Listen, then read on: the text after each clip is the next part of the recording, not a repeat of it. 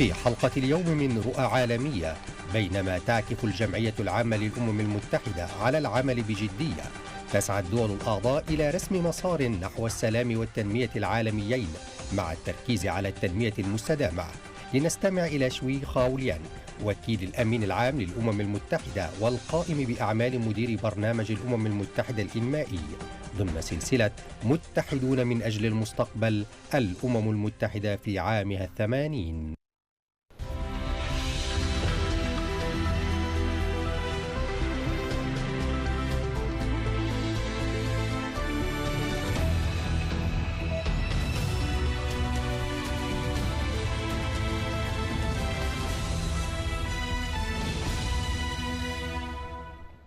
Welcome to World Insight with me, Tian Wei. Today, let's continue our special series of interviews and discussions on the United Nations and the future of global governance. United for the Future, the UN at 80. The UN General Assembly endorsed a declaration on the peaceful settlement of the Palestine question and how to carry out the two-state solution with Israel.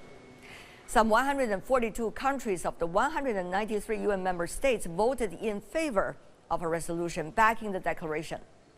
The UN faces other challenges today, such as its tight budget. Ways to achieve sustainable development goals, besides bringing about reforms within the UN, are also top priorities. On these and more, recently I talked to Xu Haoliang, the UN Under-Secretary General, who is also the UNDP acting administrator based in New York. As the lead UN agency on international development, the UNDP works in 170 countries and territories to ease poverty and inequality, helping countries to achieve the SDGs. Take a listen at this interview. Mr. Xu, what a pleasure to see you here in New York. Thank you. Very nice to see you again. What does that mean for the UN system, which is already struggling for resources? This is really a very big question. We're seeing an unprecedented sort of a challenge that developing country economies are facing, right? And one of the key issues is related to development financing. Right? Developing countries are facing what we call triple squeeze today. Right? One is that the ODA is declining quite rapidly. And then, the other major challenge they're facing is the uncertainties caused by the tariffs, right? Because that, causes imbalance in the global supply chain, in their domestic development planning, production, and the trading system. So they're facing a lot of challenges in this regard that affects their exports and their income and so forth. Right. So the third squeeze is the fiscal space that they now are facing, that is shrinking because of a high debt burden that they face, right? Because the interest rates are high, and that causes a very high, rate of debt servicing, and really reducing their fiscal space to invest. So these are real challenges that developing countries are facing that we're trying to work, to deal with. Of course, your role of the United Nations Development Program is to work with the huge number of developing countries, especially the least developed economies. We have seen over the decades, UNDP has spearheading into diversifying your funding, which I guess at this moment is a very important how you have been doing it, and how can you share with the rest of the UN system? So the UN was funded with three major mandates, right? Peace and stability, human rights, and development. Yes. Right? So in each of these areas, the UN has an important role to play. Right? Just to set the scene, for example, in peace and stability, one of the major interventions or support that the UN is providing is the peacekeeping missions and the political missions. As we speak today, there are more than 20 political missions around the world and 11 peacekeeping missions around the world to support stability and peace. So this is one part of it. For development, I think the challenge is that we have an international framework for development. We have the Agenda 2030. Right? We have the Sustainable Development Goals. So this is what we're dealing with. Right? So we, yes, have achieved great progress. I think the world is never, healthier, wealthier, and better off, than ever. But still, we have significant challenges in many areas of development. So this is the way, you're asking this question, which is important, what's next, right? So traditional development cooperation based on ODA is clearly not sufficient. So we have to develop new means of, financing development. The SDG financing gap every year is about $4 trillion. So the money is there. So the challenge is, how do you align this, wealth and investment to the needs in developing countries, so that we can, make progress faster and achieve, the kind of aspirations that people have for a better life. But people also wonder about how efficient the work of development within the UN system has been done. I mean, this mentality and perception is directly linked to how the funding will be allocated, isn't it? So I think, again, on this issue, the first question we need to focus on is, the national resources, right? Because the UN's contribution to, financial contribution to the development of developing countries is very, very small, right? And the vast majority of resources come from national sources and also from private sector. So this is why we work with many, many governments, more than 80 of them today, to implement what's called integrated national financing frameworks, which seeks to bring all sorts of financing together, from public domestic resources of taxation, right, from private domestic resources of private investment, but also from international ODA and the FDI, right? So it is this, effective use of this resource that's the most important. The UN is a catalyst for change, right? So UN can help a lot. In each of these areas, there's a policy issue. For example, how do you mobilize domestic resources through taxation? How do you use, taxation incomes more effectively, right, for your development outcomes, right, to support gender equality, for example, right?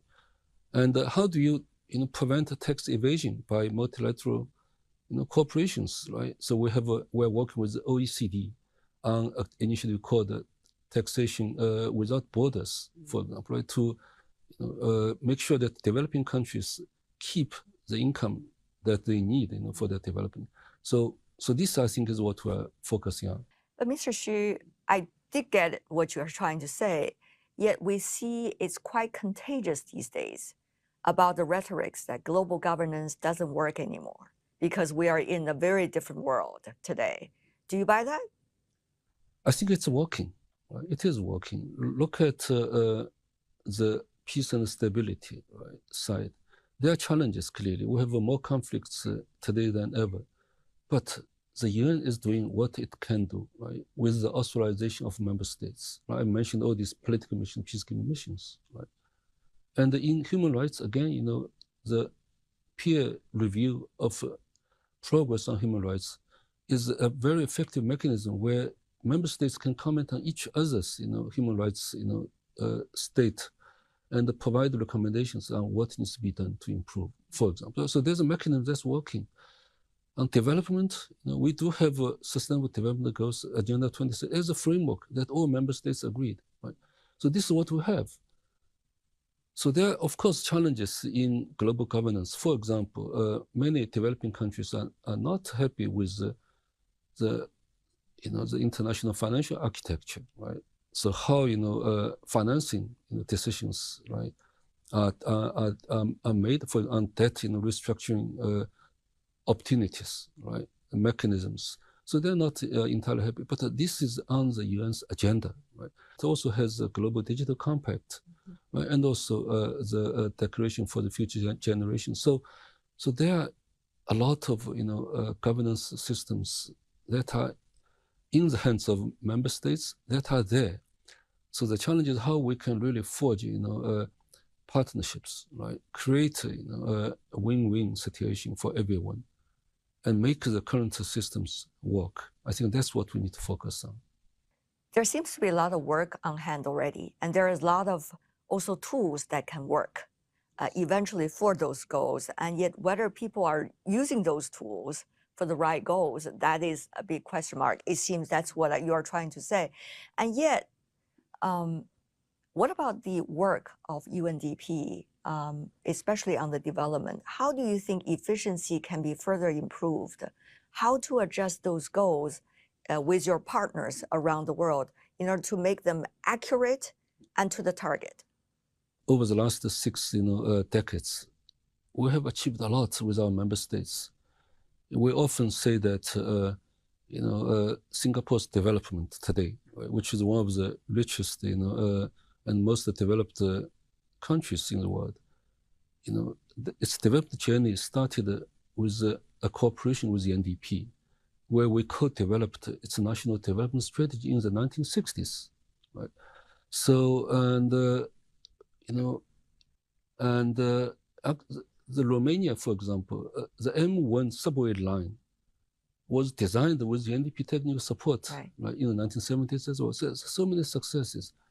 But today, the world has changed. So the nature of development is more complex, interconnected, and it requires a different way of approach. Right? So this is where we're trying to be both responsive, right, and innovative. Right? So over the last few years, we're not just looking at how much money we spend. We spend about $5 billion a year. Right? That is to align public and private financing to development objectives, right. Not the money we spend, but the country spend for development. So there are a lot of things that we can contribute.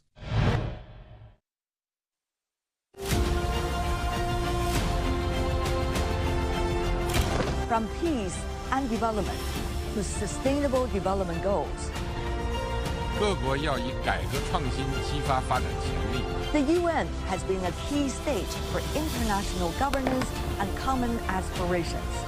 As the UN embraces its 80th anniversary, it's also becoming a crucial goal to understand where the world is heading for. Join us for interviews and discussions on the UN and the future of international governance.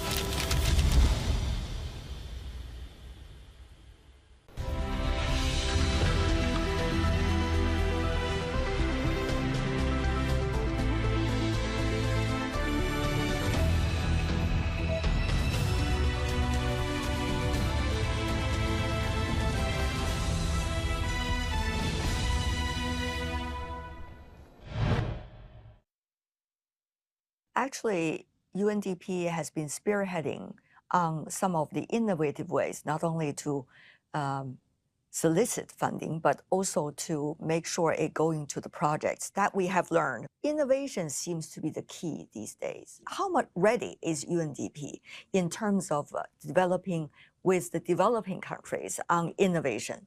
With internal innovation, for example, right? We have looked at our process systems and the capacities.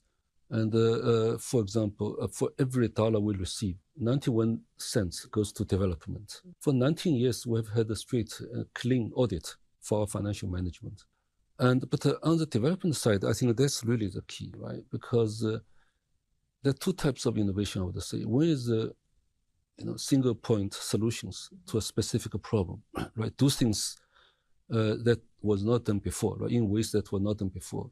Try new solutions, right? For example, when you put a camera on the plane, right? You have innovation. Your plane was innovation, camera was innovation, but you put them together is another innovation. This is one type of innovation. We do this every day. It is part of our DNA. But this is not sufficient. So a new type of innovation we're advocating is called strategic innovation, right? That is looking at the problems with a systems change lens. You look at the problems in a portfolio of interventions, right? For example, on climate change, right? This cannot be solved by one ministry, one sector of the economy, one part of the government, right? The whole society have to work together. So how do you deal with this kind of issue is something that we're advocating and we're actually practicing In more than 100 countries, we have now built our capacity for this kind of strategic approach to innovation, combining single-point solutions, small-scale solutions to particular problem with the kind of strategic view of the innovation that we need for policy. So I think so many countries, their development contexts are different, right? But the principles of what works, I think permeates across different contexts. The discussion that we're having today, Mr. Xu, is really the discussion that's the key, I hope, I believe, that for future development of global governance. But on the other hand, you see the world is, or at least part of the global politics is heading toward another direction. If you read the headlines, the fiascos every day. So there seems to be a disconnect between what we are talking about here in this office and what some of the capitals are very enthusiastic about. So how do you see this gap? And as a result, where is UNDP heading for? Let's look at what we can do to achieve together. Right? I think that's really what, in my view, gives me the hope. Who is included in this together? Yeah, so let me give you some examples. In 1980s, right, there was a crisis of some sort, right, because the ozone layer was depleting, right, and the consequence is that the skin cancer among population, for example, will grow, right, and it goes beyond, right, the danger of the ozone depletion, right. The international communities came together, right, adopted what's called the Montreal Protocol, right, as part of the international convention, right. So since 1980s, mid-1980s, more than $4 billion was invested. More than 8,000 projects were implemented. And today, 99% of the ozone depleting materials, CFCs, right, and other ozone harming materials have been removed from production, right? So we solved what looked like an intractable problem, right? So it seems that, Mr. Xu, you're saying, let those fiascos go on, let them not mind our business. The right way to say that there are a lot of challenges, but let's work together to focus our energy on issues where we can make a difference. Development is an important part of the solution to peace and stability and to achieve human rights. What are human rights we're talking about? We're talking about rights to education, health, right? To, having your views heard, for example, right? To, a world where there's no discrimination, there's equality, right? So how do you achieve these rights? The best way to achieve it, right, is through sustainable human development, where everybody will have more choices. Why do we have so many conflicts? It's because of lack of development. But it's no secret that some of the nations that were crucial in establishing the current global governance system has been apparently losing interest in it. So what does that mean for you? And what does that mean for that quote unquote together? No, it's a very good question again, right? So the fact is that look at the UNDP. UNDP is a collective of member states, right? Despite the challenges, right, many member states from both developed countries, traditional donors, and from developing countries, our so-called our program countries, are all contributing to UNDP's resource base, right? And not only developed countries that are still contributing, right? Nearly 100 developing countries are contributing, right, to the work of UNDP in their own countries, right? So I think so we need to look at what's working, right? Make it work better. That's what I would focus my energy on, right? There's there are platforms for multilateral action. And multilateral action, once, if they're committed to and supported and empowered, produces results. Let me just throw in an example since we talk about innovation. Artificial intelligence, of course, is in the headlines all the time. And there is a huge danger, Mr. Xu, as you know, maybe better than many of us. There is likely to be another AI divide. Yes. It is already happening. It is. So what is going to be the things that you and your teams are doing in order to at least reduce that possibility? We try. We try. The world is not equal, unfortunately, when it comes to digital inclusion. Right, 2.6 billion people, or a third of the world, don't have access to internet today. Right, so when it comes to AI, it presents both, promise but also risks. Right, and when it comes to investment in AI, for example, we're talking about hundreds of billions of investment in most advanced, economies in the world, right? In some of the, capable, large middle-income countries, we're talking about investments in the size of hundreds of $millions. It's a scale, right? Difference, right? Already. Then in most small developing countries, we're talking about single-digit or at best a double-digit investments in AI. So this is the kind of pictures we're seeing. So yes, the point you point out is really the risk is real. What can UN do, right? So UN, Secretary General has organized a high-level body, right, for AI, right?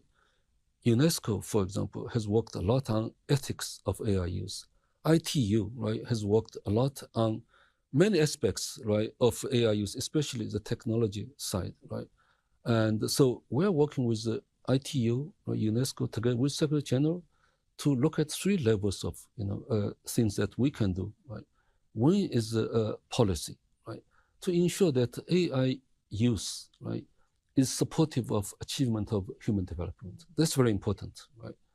The second is issue we look at is so-called infrastructure, right, to build the digital public infrastructure, to build, for example, the policies, governance systems that are necessary to use AI responsibly. And the third layer, level of work is capacity development, right? To help our developing countries to have the capabilities. So we're supporting more than 50 countries today, right, with what we call the AI sprint to really support our developing countries. So risks are real, but again, there's something we can do, right, to make the situation better, right? And the AI is complex, right? You have a input, you for average user, you see the input layer, you see the output layer, you don't see anything in between, right? So how do you, really reap the promise of this, but also manage risks of this, right? It's something we really focus a lot on. But we have to take advantage of the promise of the AI, right? In economy, in society, right? They can produce wonders, to improve efficiency, right? Help us, do innovation faster, find the solutions to health challenges and other development challenges. China, as a developing country, is one passionate about innovation and new technologies. How can UNDP tap into the resources and possibility of cooperation with China to serve many of the aspects of innovation? We're already working with the Chinese government very closely, right? Both for development inside China, right? But also to use South-South cooperation as a means, right, for China to support the development in other developing countries. One initiative we're working on is in the areas of early warning, right, for climate and the natural disaster-related, challenges in many small developing countries, right? So with China's development aid, agency, right, and also with the support of the Ministry of Commerce, which is our, focal point, right, in China. So we're working with now 10 developing countries, right, to support, adoption of early warning innovations, right, systems, in these countries, right. And we're also working with the Peace and Development Fund that China has set up in the UN, right, in other areas of work, for example, in the areas of plastics pollution, which is very important, right?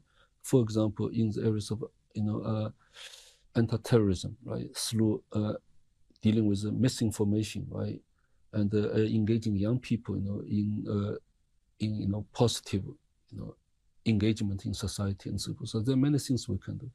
And we're working with many governments to set up, policy centers in different countries. With Turkey, for example, right, we have a center in Istanbul that focuses on involving private sector in development. Global Development Initiative that is raised as a suggestion from China, but shared by many countries of the UN member countries. How do you see that could provide more momentum in terms of the cooperation that you mentioned and in terms of the togetherness that you just suggested?